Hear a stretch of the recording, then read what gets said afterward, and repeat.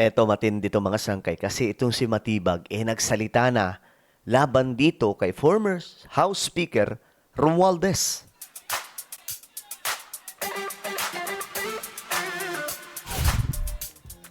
Aarestuhin daw po ni Direktor Matibag si Romualdez. Aba, big word mga sangkay. Matindi po ang pasabog ni Direktor Matibag. Aarestuhin ang makapangyarihang dating House Speaker ng Pilipinas. Tingnan natin mga sangkay kasi nagsalita po siya sa harap ng media. Okay? Pag-usapan po natin ito. Anyway, before tayo magsimula, sa mga hindi pa po dyan nakakapag-subscribe, guys, isubscribe nyo na po yung ating YouTube channel para lagi po kayong updated sa mga pinag-uusapan po nating issues dito sa Pilipinas at mga opinion, mga sangkay natin. Sa mga nanonood po sa Facebook, i-follow nyo po yung ating Facebook page. So ngayon nga po mga sangkay, ito ang pasabog ni Direktor Matibag. Ito kasing si Direktor Matibag, marami na po itong mga kontrobersyal na mga ganap no? Yung banggaan nila ni Cayetano, 'di ba? Hanggang ngayon nagbabanggaan pa rin po sila. Tapos mga sangkay yung paglusob, no? Yung banggaan ng NBI, kasama syempre si Matibag, ng mga security ng Senado. So marami na mga sangkay itong kumbaga nagpapakitang gilas talaga itong si Matibag, no? At ito yung bago. Ito siguro naman magugustuhan po ito, no? Magugustuhan ito ng maraming mga DDS. Kasi ayon po dito, Matibag declares that he will arrest Romualdez once the arrest warrant is issued. Big word, di ba? Matindi ito mga sangkay kung totohanin man niya, edi ang galing-galing niya. Kasi syempre, Romualdez po yan, mga sangkay. Kumbaga, mabigat pong tao ang kanyang babanggain dyan. No? Well, eto.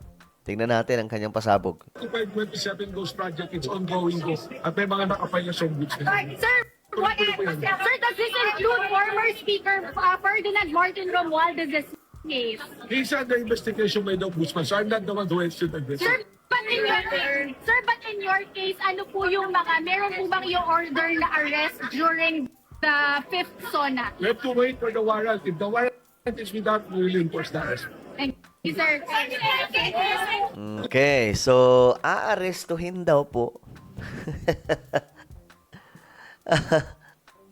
ni Director Matibag. Di ko ma-imagine mga sangkay yung tipong bibit-bitin niya si former House Speaker Romualdez. Di ko lang ma-imagine. Kasi, syempre, ito kasi si dating speaker, ano to eh. Kaya ko nasabi makapangyarihan siya. Kasi, sa Kongreso, hindi ko alam kung bakit sobrang sikat siya doon. Siya talaga yung gusto na maraming mga kongresista. At hanggang ngayon, mga sangkay, kahit iba na po yung speaker, may pangil pa rin po si Romualdez sa loob. No? Ganun po katindi, mga sangkay, itong si House Speaker Romualdez sa loob po ng House of Representatives. So, yung mga kongresista nasa kanyang side po talaga. So, ngayon, mga sangkay, kung tutuhanin man to ni Director Matibag, siguro naman yung mga DDS approve yan. 'Di ba?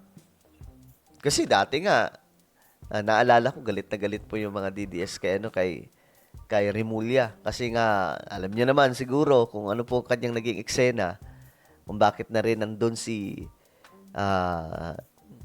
former President Duterte sa The Hague. Ngayon mga sangkay, sa kabila ng galit nila, nung bigla pong nagsalita si Remulla, laban po, nung ombudsman na siya, nagsalita po siya laban po sa ginagawa ng Meralco na panggigipit sa mga gumagamit ng solar. Aba, pinalakpakan siya ng mga DDS.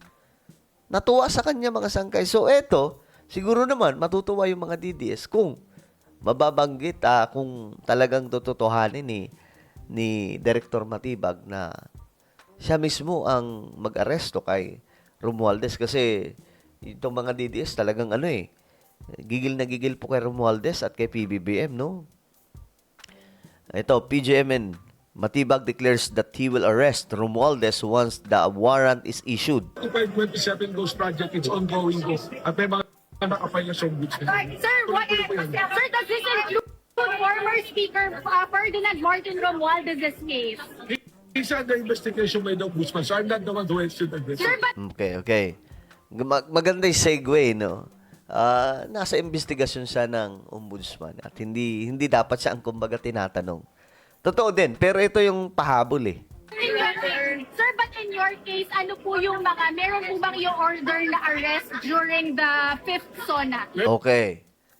Meron bang utos na arestuhin during the 5th SONA? So, magandang tanong. Ngayon, sabi po niya, To wait for the warrant. If the we have to wait for the warrant. So, hintayin lang daw po yung warrant. SONA. we have to wait for the warrant. Yun, ang magandang ano. Hintayin muna yung warrant. Huwag muna yung gigil na gigil. Okay? Chill lang, mga kababayan. If the warrant is without, we will enforce the arrest. Okay, ayan po ha. Thank you, sir. Pakinggan nyo ha. Thank you, sir. If the warrant is without, we will enforce the arrest. Okay. So, abangan po natin to kasi kung tutuhanin ni Director Matibag, malamang sa malamang, bibilib na po sa kanya yung ano, kumbaga, matutuwa sa kanya yung mga DDS dito. Kaya nga, ito yung komento ng iba, mga sangkay. Magbasa-basa po tayo. Maniniwala na kami kung nasa loob na puro salita lang. Diba? Mga sangkay, puro salita lang daw eh. Well, malay naman natin, diba? Si Director Matibag, makitaan po natin ng pagiging makisig at matapang na direktor, no? At damputin nila ang kung sino mang ano dyan, like Romualdez. Ako mga sangkaya, wala akong problema kay Romualdez, no? Ang ano ko lang dito, ang concern, kumbaga, may mga inaakusa sa kanya. So, ang kailangan niyang gawin dyan, patunayan niya na mga mali yung akusasyon. Kasi, didinggin pa naman to sa korte. Kaya nga lang mga sangkay, since plunder at mga mabibigat pa yung ikinaso sa kanya, grandest nga daw po ito. Guys, wala po itong bail. Talagang nasa loob lang po siya mga sangkay hanggang sa kung ano magiging resulta ng kaso niya. So, ngayon, ang tanong na lang dyan, gaano kabigat ang ebidensya laban kay Romualdez? Diba? Bagong script, kunwari nagulat kami. Sabi naman ni Ardes, yang pinangakuan na kayo, baka gusto nyo pa daw, ito pa rin, sobra na kayo.